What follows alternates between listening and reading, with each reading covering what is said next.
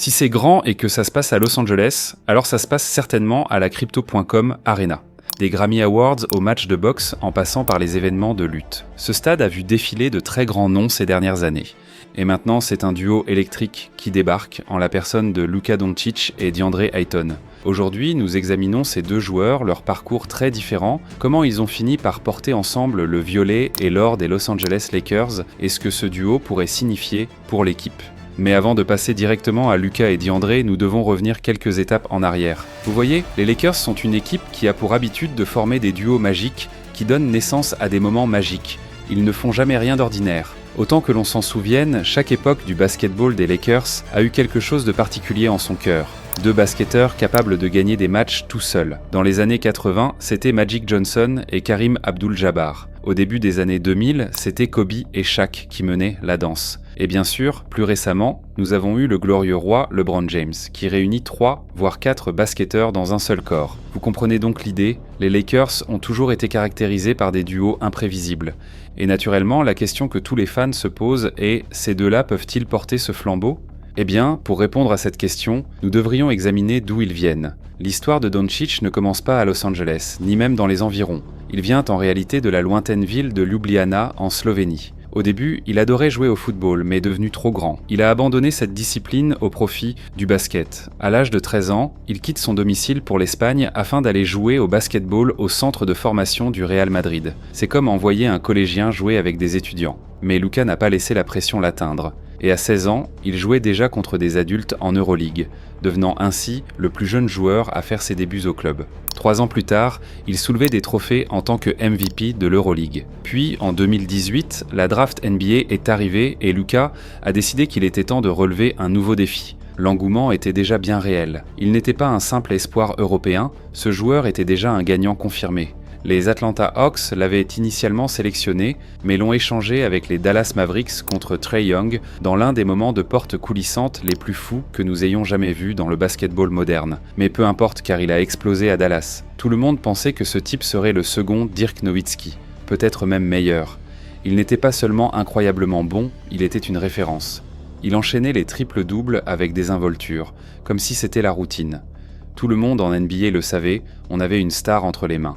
Mais d'une manière ou d'une autre, côté trophée, les choses n'ont jamais vraiment décollé. Malgré tous ces moments forts, les Mavericks n'ont tout simplement pas réussi à construire autour de lui. Kristaps Porzingis n'était tout simplement pas un joueur de soutien suffisamment performant, et avec l'arrivée de Kyrie, tout semblait aller pour le mieux. L'attaque était brillante, mais au fond, il était clair que cette équipe ne méritait pas un titre de champion. Luka affichait des statistiques incroyables, mais année après année, les éliminations en séries éliminatoires s'accumulaient. Les fans de Dallas l'adoraient, certes, mais la frustration commençait à monter.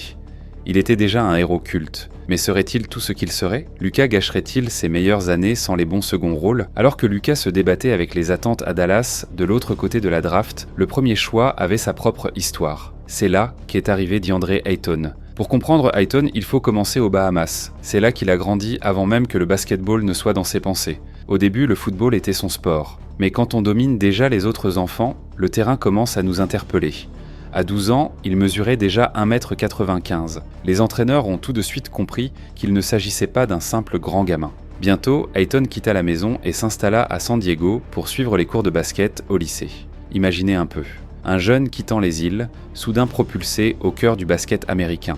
Et il dominait. Les recruteurs le considéraient comme le meilleur espoir du pays. Lorsqu'est venu le temps d'entrer à l'université, il a choisi l'Arizona. Une saison lui a suffi pour prouver qu'il était un joueur sérieux. Il enchaînait les doubles-doubles comme si de rien n'était. Puis vint la draft NBA 2018. Phoenix avait le premier choix et s'est tourné vers la sélection locale. Ils ont pris Ayton, espérant qu'il serait la pierre angulaire de leur retour. Il a tout de suite montré pourquoi. Il avait le physique, le toucher, le rebond. Mais voilà le problème. Au lieu d'être le joueur principal, il s'est retrouvé associé à Devin Booker, puis à Chris Paul.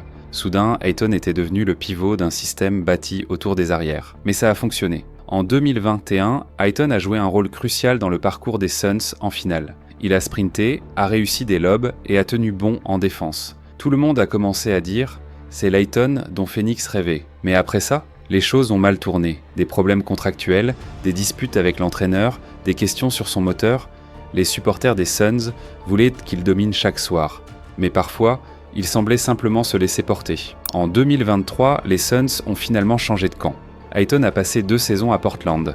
Il a tourné à environ 14,4 points et 10,2 rebonds de moyenne l'an dernier, mais le succès n'a pas été au rendez-vous.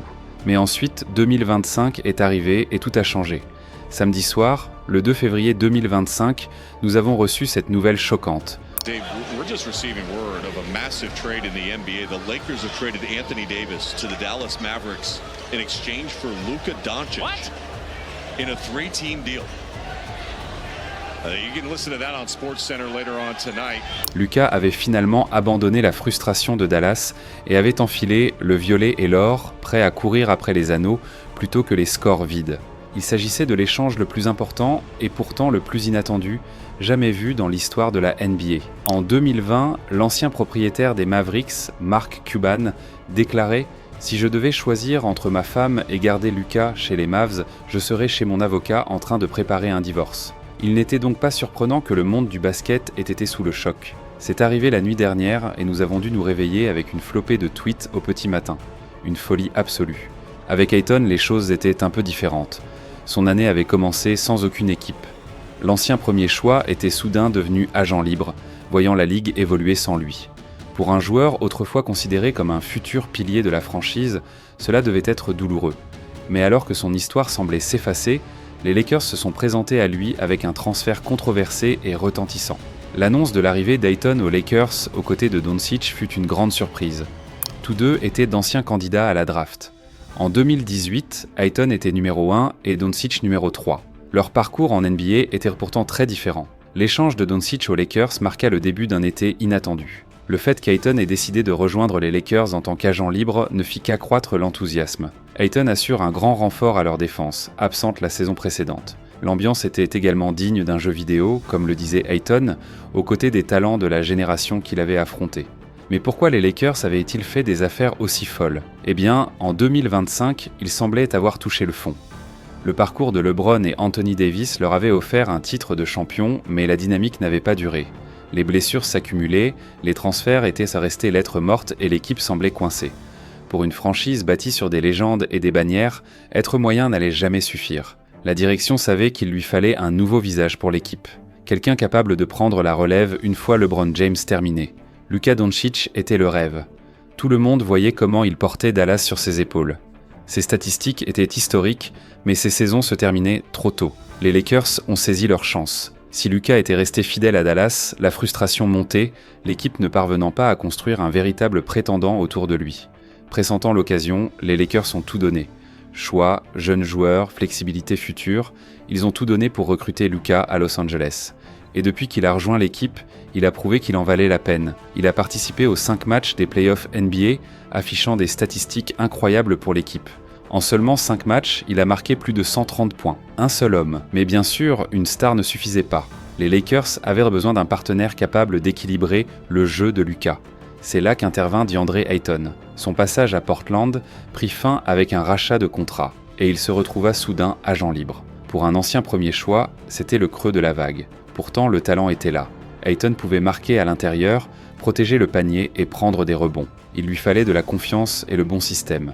Les Lakers ont conclu un contrat de 2 ans, cela lui a donné l'occasion de se refaire une réputation. Pour Ayton, c'était une bouée de sauvetage. Pour les Lakers, c'était un risque. Luka n'avait jamais joué sur un marché comme Los Angeles. Ayton n'avait pas encore prouvé qu'il pouvait dominer chaque soir. Le pari était clair.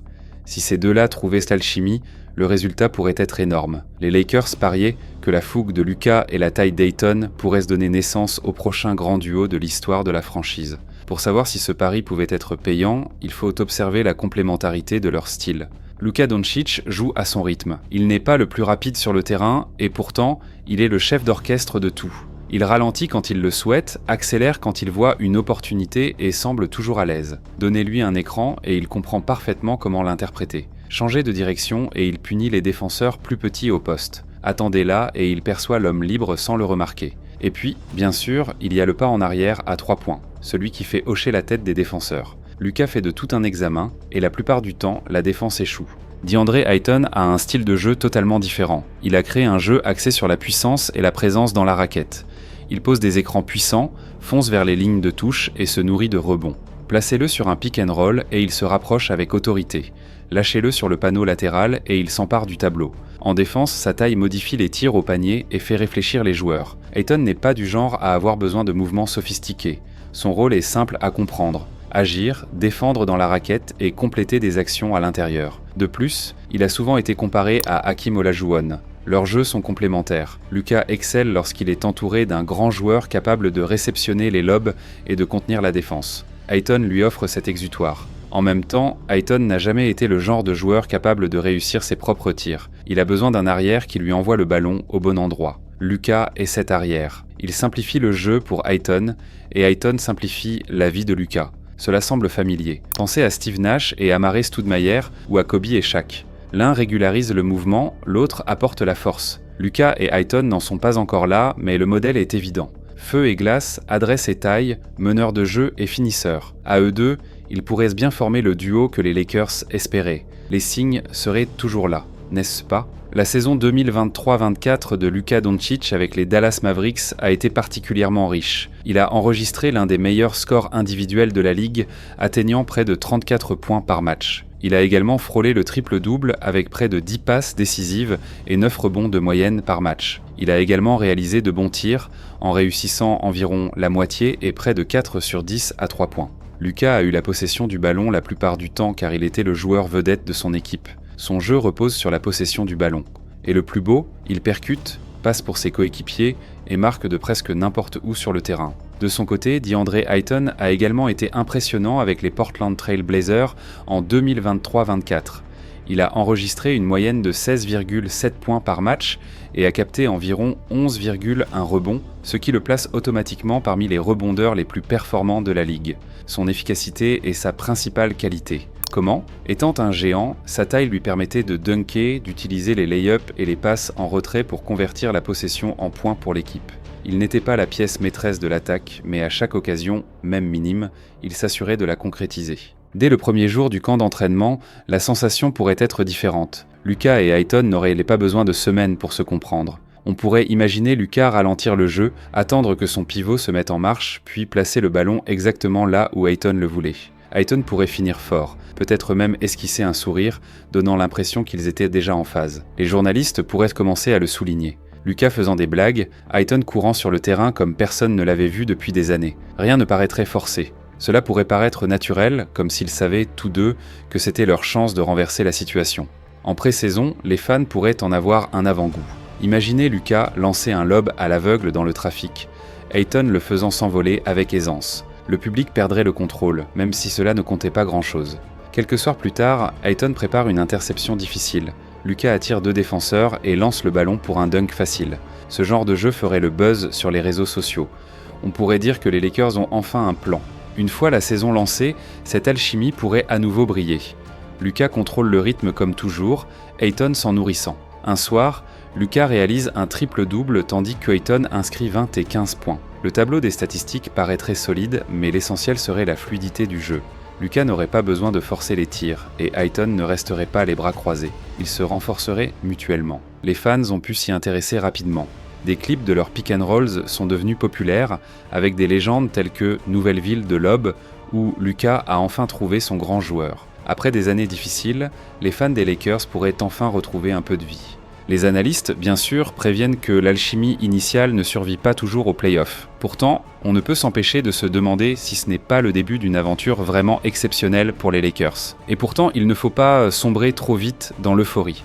Certes, le duo Luka Doncic-DeAndre Ayton suscite beaucoup d'enthousiasme, mais il ne faut pas oublier que la réussite passe par la victoire. Le talent ne suffit pas à gagner. Pour que ce duo soit un succès, les joueurs et l'équipe qui les entoure devront relever des défis spécifiques. La défense de Luka est le premier problème. Il est vivement critiqué pour ses performances en défense adverse malgré une excellente attaque. D'anciens joueurs ont remarqué qu'il avait souvent du mal à suivre des arrières plus rapides et les analystes ont qualifié sa défense de ridiculement mauvaise. S'il veut mener une équipe championne, même les membres du Hall of Fame l'ont encouragé à améliorer son jeu défensif. La critique la plus cinglante est peut-être celle de Brian Windhorst, analyste NBA et journaliste bien connu pour ESPN. I thought it was perfect that Luka fell onto the ground there in an unacceptable position to put himself in with 4 minutes left with 5 fouls, and then immediately looks at the bench and says, "You better bleeping challenge it," as if it's the bench's fault that he just made a terrible play. C'est arrivé après le 3e match lorsque Luka a commis une faute dans les derniers instants d'un match contre les Celtics. Mais ce n'était pas tout. Comme il le dirait encore, si Luka n'avait pas gagné, c'était à cause de son attitude. Et pour couronner le tout, il a terminé avec ceci. His defensive performance is unacceptable. He is a hole on the court. The Celtics are attacking him. They are ahead in this series because they have attacked him defensively. C'est très direct, mais honnêtement, c'est vrai. Bien sûr, on aurait pu essayer d'être professionnel et prétendre que Windhorst disait à Luka qu'il devait rester plus discipliné et concentré, surtout dans les parties à enjeu élevé. Mais en réalité, c'était le « ta gueule et joue », le plus poli que j'ai jamais entendu. Encore une fois, regardez cette pièce, tirée exactement du même jeu. Il y a clairement quelque chose de bizarre dans son attitude et sa façon de se défendre. Même Doris Burke a déclaré immédiatement après « Il est incroyablement bon offensivement, il faudrait être idiot pour penser le contraire ». Mais ces clips montrent qu'il a beaucoup de travail à faire en défense, surtout avec les décisions qu'il prend dans ces situations stressantes. Et c'est un peu le même problème avec DeAndre. Regardez ça et...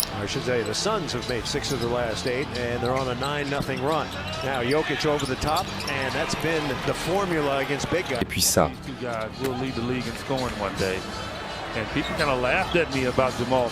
Remarquez comment Jokic s'est montré direct avec DeAndre et à quel point il semblait indifférent quand c'était son tour d'attaquer celui-ci. C'est l'un de ses plus gros problèmes. Ayton ne travaille pas toujours dur sur le terrain. Lorsqu'il rencontre des difficultés en attaque ou lorsqu'il n'est pas engagé avec le ballon, il lui arrive aussi d'abandonner son travail défensif. Dans certains cas, il se contente de rester les bras croisés et de laisser les actions se dérouler au lieu de contester un tir, de le déjouer ou de l'aider, ce qui coûte des points à son équipe. Comme l'illustre le cas de Nikola Jokic, Ayton a lancé un tir difficile, mais n'a pas tenté de contrer Jokic ni de le déjouer en défense par la suite. Il semblait simplement soutenir et permettre aux joueurs de marquer des points. Ces actions sont également susceptibles de se produire lorsqu'il ne complète pas ses actions offensives et sont révélatrices d'un manque d'effort. Ayton a également du mal à défendre sur les pick and rolls ou les 7-2. Pour protéger de bonnes combinaisons comme Jokic et Murray, il se retrouve parfois entre les deux hommes, sans vraiment défendre sur l'un ou l'autre. Il est physique, mais il n'utilise pas forcément cette force pour bloquer l'adversaire ou bloquer les actions devant lui. Le deuxième problème est qu'Ayton ne veut pas se sentir entièrement responsable lorsqu'il réalise un mauvais match. Ses détracteurs lui reprochent de ne pas donner l'impression qu'il travaille au maximum de ses capacités ou manque de concentration. Dans un match où il faut absolument se donner à fond à chaque action, ces moments difficiles sont ceux qui plombent l'équipe et l'empêchent de donner le meilleur de lui-même. En outre, il y a aussi la question de la conférence Ouest et ses aspects techniques. La plupart des bonnes équipes comptent des joueurs vedettes, dotés d'une longue expérience et d'un banc solide, ainsi que des entraîneurs qui savent comment remporter des championnats. D'autres équipes comme les Nuggets, les Warriors, les Suns et les Clippers ont démontré qu'elles pouvaient rivaliser avec les meilleurs soir après soir. Pour Luka et Ayton, cela implique que tous les matchs seront difficiles. Les adversaires sont suffisamment forts pour exploiter une erreur, même lorsqu'ils jouent le bien. Quand Luka n'est pas bon en défense ou qu'Ayton n'est pas dans son élément, cela peut facilement coûter un match à l'équipe. La marge d'erreur est très faible. L'Ouest est également un véritable casse-tête. Les équipes passent le ballon rapidement, font des percées et multiplient les tirs à 3 points. Cela met Luka et Ayton sous pression et les oblige à être concentrés et réguliers. Ils ne peuvent plus se contenter d'une ou deux superbes performances. Ils doivent déployer travail et passion sur scène chaque soir. Les Lakers ont rencontré de réels problèmes la saison dernière, même avec des stars comme LeBron James. Le premier concerne l'effort et la concentration. Ayton et d'autres joueurs ont été accusés de ne pas s'investir pleinement en défense ou d'être peu attentifs dans les moments importants. L'équipe connaît également de nombreux changements avec un entraîneur pour la deuxième année et des inquiétudes quant à l'engagement de Luka. L'effectif présente encore des défauts. Les Lakers avaient perdu au premier tour la saison dernière face aux Timberwolves, qui ont eux aussi perdu au deuxième tour. C'est dire à quel point les Lakers ne sont pas un prétendant sérieux. Ayton a été recruté pour occuper le poste de pivot, ce qui leur donne un joueur capable de rebondir et de marquer à l'intérieur, mais ne résout pas tous les problèmes. Dans le cas de Luka Doncic, gagner avec les Lakers ne se résumerait pas à de gros chiffres. Il s'agirait de démontrer qu'il peut mener une équipe au titre et être reconnu comme un vainqueur, et non comme un simple magnate des statistiques. Une victoire serait essentielle pour DeAndre Ayton car il a été catalogué comme potentiel depuis son arrivée dans la ligue. Il possède le talent et l'histoire s'est trop souvent concentrée sur ce qu'il pourrait devenir plutôt que sur ce qu'il est. Un titre, voire une longue série éliminatoire, démontrerait au monde entier qu'il peut être un grand joueur fiable et fort, capable de faire la différence d'un côté comme de l'autre du terrain. Pour les Lakers, gagner, c'est pouvoir rivaliser avec Boston et les autres leaders de la ligue. Il s'agit de réaffirmer leur statut de champion, de démontrer qu'ils ont encore la capacité de remporter des titres et de donner aux fans une raison supplémentaire de croire en leur équipe. Et c'est vraiment génial de voir que Luka Doncic entame sa première saison complète avec les Los Angeles Lakers dans la meilleure forme de sa carrière. Et selon l'entraîneur adjoint Greg St. John, LeBron James mérite d'être félicité pour avoir aidé la superstar slovène à transformer son corps. Le meneur de 26 ans a subi une transformation spectaculaire. Cet été, il aurait perdu plus de 14 kilos. Son engagement est intervenu quelques mois seulement après son transfert des Dallas Mavericks à Los Angeles en février, où il partage désormais le terrain avec James, 40 ans. En fait, être sur le terrain avec LeBron donne à Luka une meilleure opportunité pour marquer sans imposer leur tir. Ce sont tous deux des marqueurs et des passeurs intelligents, ce qui rend les Lakers difficiles à défendre. Les défenses sont obligées de pivoter lorsque Luka ou LeBron tient le ballon, ce qui entraîne souvent des déséquilibres. LeBron joue également au poste de pivot, laissant des couloirs où Luka peut dribbler ou s'arrêter pour prendre un panier à 3 points. Le tir de Luka attire l'attention des défenseurs, laissant à LeBron l'espace nécessaire pour couper ou attaquer à l'intérieur. Ils faciliteront le score, maintiendront la défense sur ses gardes et mettront en action une attaque efficace et riche en passes décisives cette saison. Les Lakers disposent désormais d'un duo capable d'influencer le jeu de l'équipe et la stratégie défensive adverse. Luka Doncic apporte créativité, efficacité offensive et jeu créateur, tandis que DeAndre Ayton apporte taille, force et efficacité sur la ligne d'arrivée. Ce duo a le potentiel de ramener les Lakers dans la compétition. Le chemin est encore long pour y parvenir, avec la défense, la régularité et la rudesse de la conférence Ouest parmi les défis à relever, mais l'opportunité est indéniable. Les fans ne devraient pas être déçus.